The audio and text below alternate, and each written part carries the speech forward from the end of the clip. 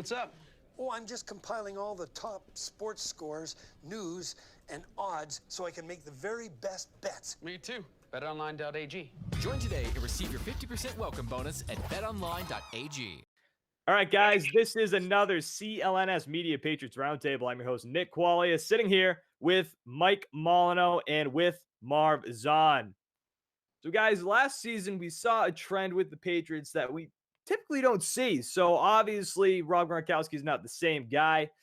The receiving core, especially to start the season, was bad. It was real bad.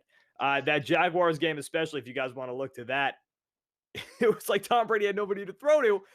So the Patriots, again, saw a different trend than what they have in the past. Let's read this stat, and this is from Evan Lazar's piece on CLNSmedia.com.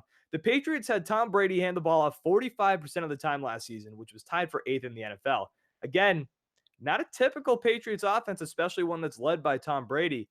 So the question is, and this is based off of Evan's article that I just referenced here, and if you guys want to go check it out on Evan Lazar's Twitter. It kind of signifies that the Patriots aren't as successful when they do more run-heavy things. I believe the offensive scheme that he was labeling out was the heavy offense, heavy set offense. Evan uses words I don't understand. But that's the question here is this going to be a cause for concern for the Patriots going forward? Are the Patriots in trouble in 2019 if they continue to go run heavy, or are they going to be just fine? Marv, we'll start with you. Nick and Mike can attest to this. The reason why I believe that the running game wasn't as successful as they would like to be, because it was too damn predictable. They were too damn predictable running the offense. Oh, and you don't have anybody to throw to. Play calling. There was times during yes, we all know the Patriots won the Super Bowl, but let's take it back during the middle of the season when we were all frustrated. If you remember, first down and second down, I could sit there and watch and tell you what was about to happen every single time. Even if it was 2nd and 10, the Patriots are going to run it down the middle for some reason. God knows why. And, it was frustrating as a fan and someone to watch the game and say, okay, it's very predictable. Obviously, you mentioned it. Gronk wasn't the same. There was points and times you didn't have no receivers to throw the ball to. So that may be an issue to it as well. But as long as you have weapons out there, I think that having a run balanced offense is great. We saw that Sony Michel really started to strive after several weeks. We saw what Rex Burkhead healthy, what he could do in the offense. James White in the backfield, of course. So as long as you don't have those injuries and you're putting a wide receiver down the field, I think you'll be all set. But it has to attest to being too predictable in injuries of last year as well. All right, Mike, before we jump over to you guys, the second season is underway in the NBA, and the Toronto Raptors are facing the Golden State Warriors. Series currently 3-2. Toronto Raptors. We're going to see a new champion this year. Confidence high, willing to place a wager, don't know where to start. There's only one place to get in on all of the action. Grab the odds and allow the experts at betonline.ag to do the heavy lifting for you. Sports, live betting, virtual casino, you name it. Betonline.ag is CLNS Media's preferred sportsbook online. If you are feeling lucky and would like to support our podcast, go to clnsmedia.com/PatsRT and use promo code CLNS50 for that 50% sign-up bonus. That is CLNS50. BetOnline.ag, your online sportsbook experts. Go online or use your mobile phone to sign up today at betonline.ag and try in-game live betting where you can participate with all of the action with every single play. Use the promo code CLNS50 for a 50% sign-up bonus. BetOnline.ag, your online sportsbook experts. All right, Mike, what do you think? Are the Patriots in trouble if they continue this trend of a run-heavy offense? I think last year kind of signified maybe, in a sense, the Patriots are trying to probably prepare themselves if Tom Brady starts to slowly, slightly drop off a little bit. If you have a guy who's 42, 43 years old, obviously Tom Brady's been playing great football up until this point. But why not, not to really say let's take the ball out of Brady's hand because he's not the same anymore. But why not try to incorporate, a little bit more of the run game? So I honestly feel like they might be right around, that, what did you say, 8th, right? 8th in the NFL? Yep, tied for 8th.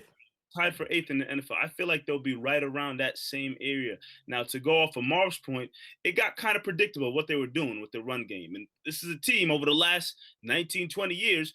It wasn't predictable. It was give the ball to Tom Brady and let him do his thing. But I think as he ages a little bit, and the Patriots know that, and at any point in time, maybe he could possibly fall off, start to decline a little bit. Why not try to incorporate the run game a little bit more? Now, maybe this next season, they'll get a little smarter with how they do it and wouldn't be as predictable as Marv talked about it being last year when a lot of Patriots fans were frustrated. So hopefully in this upcoming season, Sony Michel, the reports are coming out that he should be good to go once training camp really gets started. Hopefully this year 2, I would kind of say, with having a kind of dominant power running back in Sony Michel, and then guys to complement him like James White and Burkhead. Hopefully they'll have a better understanding of how to get the balance, and if they are going to go with a little bit more of the run game, how to properly incorporate it into the offense so they're not, as like Marv said, predictable with what they're doing with the football. You mean you weren't sold on 3rd and 6 and running the ball directly up the middle to get tackled after a yard? Confusion. That would drive me I'm crazy. saying they got to be better with it year 2, because yes, we saw those 3rd and 6s, and you're just looking at this TV screen like, am I watching just nonsense? But they got to be better with how they handle it in this next upcoming year with the older Brady and a pretty solid running back in Sony Michel. After watching that crap at the start of the season, if you knocked me out, put me into a coma, and then I woke up now and you were like, hey, the Patriots won the Super Bowl, I would have been like, shut up. This team that lost to the Jaguars won the Super Bowl? No, but I think it comes down to the predictability. Like you guys said, I was going to say the same thing. The Patriots running game, I liked it a lot. I'm a big fan of Sony Michel. Again, I mean, I've got to be high on the guy. I've got stock in him in fantasy football next season. But it became predictable because when you looked at the Patriots offense, you knew they weren't going to be the same passing offense because, hell, you looked at what Brady had as weapons and they weren't great.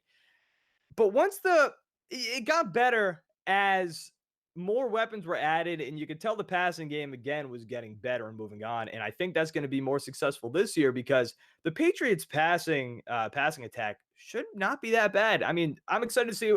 I know he had a tough time, but Demaryius Thomas, obviously severe injury. We're going to see how this guy does.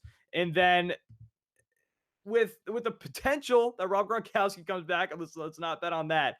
Then Philip Dorsett, he's fine with the Patriots offense. Again, potential Josh Gordon. Julian Edelman, N'Keal Harry, I think that with the passing attack actually being more realistically better and more intimidating, I think that's going to help with the versatility with the run game. I actually like that the Patriots are leaning more towards run heavy because that makes the offense more predictable. I mean, unpredictable, right? You got Damian Harris. You don't know who he's going to be. A lot of people have high hopes on him. You got Sony Michel. You already saw what Sony Michel is. He's pretty damn good. And then you got James White too. So, I mean, with the potential there to be unpredictable with a strong running game and with a strong passing game, I think that's a mixture for success. Now, I know, if you go back and read Evan Lazar's article, it points more towards, and he says it himself in there, the Patriots are only going to be as successful as Tom Brady in the passing game. But, I mean, if you can be unpredictable, especially successfully on both ends of it, how can you not be successful there? And they won the Super Bowl last year with this mixture, and I think they've got a better passing game this year. I think they're going to have a potentially better passing game this year because Tom Brady does not look like he's slowing down. And he also said this. Sorry, I just want to bring this up too. Yep. He said the NFL zigs. I mean, the Patriots zig when the NFL zags. The NFL's defensive personnel is becoming smaller and quicker to work against the passing game. Now the Patriots are going more running game too. So I think that's going to be also a very large factor in the running game success this year, which again, why I think it's going to be successful. Smaller, quicker personnel. Now the Patriots are going to start running the ball up your gut. I think it's a successful mixture. Marv, what were you going to say?